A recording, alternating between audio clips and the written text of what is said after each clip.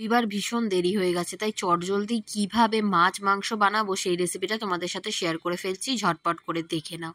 আজকে বানিয়েছিলাম মাটন ডাক বাংলো। তার জন্য কড়াইতে গোটা গরম মশলা তেজপাতা ফোড়ন দিয়েছি, আর মাংসটা মা ম্যারিনেট করে রেখেছিল আদা রসুন আর পেঁয়াজ বাটা দিয়ে, আর সামান্য হলুদ সর্ষে তেল দিয়ে। বাটার ম্যারিনেটটা দেখালাম না, কিন্তু বলে দিলাম।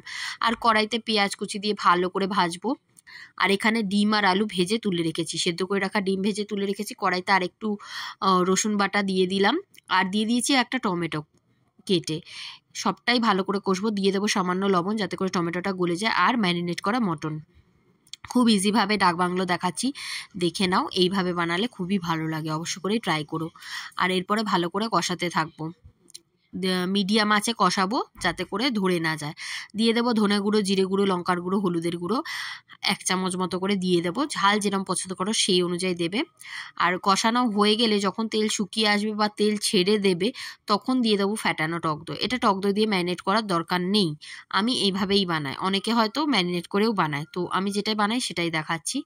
এইভাবে ভালো করে কষিয়ে নিতে হবে। যখন পেঁয়াজ আদা রসুনের কাঁচা গন্ধ চলে যাবে, তখন ভেজে রাখা আলু দিয়ে একটু কষিয়ে নিতে হবে। ভুল করে ডিমটা পড়ে গেছিলো, তো আমি ডিমটা সরিয়ে নিয়েছিলাম। ডিম দেওয়ার পরে আমি ওটা ফোটানো যাবে না, মানে মাটন সেদ্ধ হতে তো বেশি সময় লাগে, তার জন্য ডিমটা সরিয়ে নিয়েছিলাম। এরপর আমি একটা কুকারে ট্রান্সফার করে নেব। কুকারে মাংসটা ট্রান্সফার করে গরম জল, অবশ্য করেই গরম জল দিতে হবে। আর মাংসটা প্রচণ্ড পরিমাণে কষাতে হবে, মানে কষে একবারে মশলা মাংসের গায়ে লেগে শুকিয়ে যাবে, এরকম কষিয়ে নিতে হবে। তারপরে কুকারে আমি দিয়ে দেবো 5-6টা সিটি। আমাদের এইখানে ব্যাঙ্গালোরের মটনে একটু বেশি সিটি দিতে হয়, এবার জায়গা ওয়াইজ কিছু কিছু মটনে কম সিটি দিলেই হয়ে যায়। তো এখানে আলু আর মাটন সেদ্ধ হয়ে গেছে, দেখে নাও। এরপর আমি ডিমগুলো অ্যাড করে দিচ্ছি। ডিমটা অ্যাড করে একটু ফুটিয়ে নেব, কারণ ডিম দিয়ে সেদ্ধ তো বেশি সিটি দেওয়া যাবে না।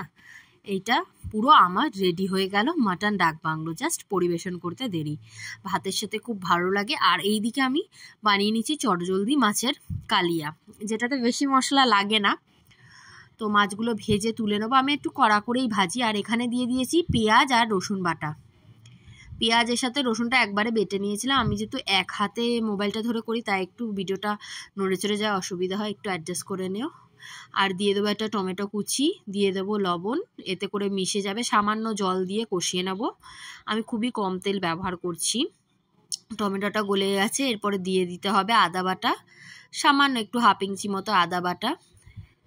তোমরা অবশ্যই করে রান্নাগুলো তাড়াতাড়ির মধ্যে করে দেখো, একটা সুন্দর ডিশ তৈরি হয়ে যায়, মানে সুন্দর একটা থালি হয়ে যাবে। এখানে দিয়ে দিলাম সামান্য একটু চিনি, হলুদের গুঁড়ো আর লঙ্কার গুঁড়ো। আর ধনে জিরে গুঁড়ো আমি মাছের ঝালে ইউজ করি না, তেল ঝাল বা কালিয়াতে।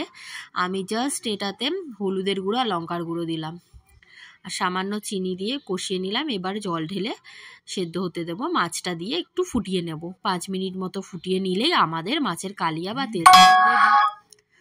এরপরে গরম ভাতের সাথে এগুলো পরিবেশন করবে। আর মাটনটা তোমরা লুচি, রুটি, পরোটা, পোলাও, ফ্রাইড রাইসের সাথে দারুণ লাগে। তো আমার দুটো আইটেম রেডি হয়ে গেল। তোমরা বলো কেমন লাগলো। ভিডিও নতুন দেখে থাকলে আমার চ্যানেল সাবস্ক্রাইব করতে ভুলো না, আর একটা লাইক দিতে ভুলো না যদি ভালো লেগে থাকে। আজকের মতো টাটা।